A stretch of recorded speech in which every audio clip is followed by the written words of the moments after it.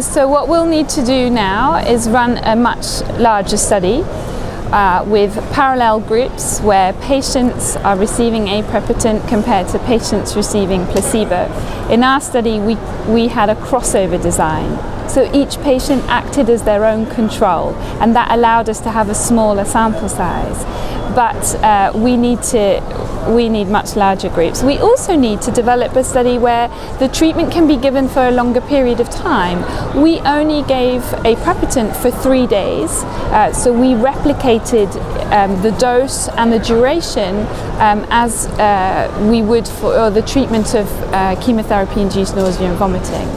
So we want to know that we can give a neurokinin inhibitor for longer safely.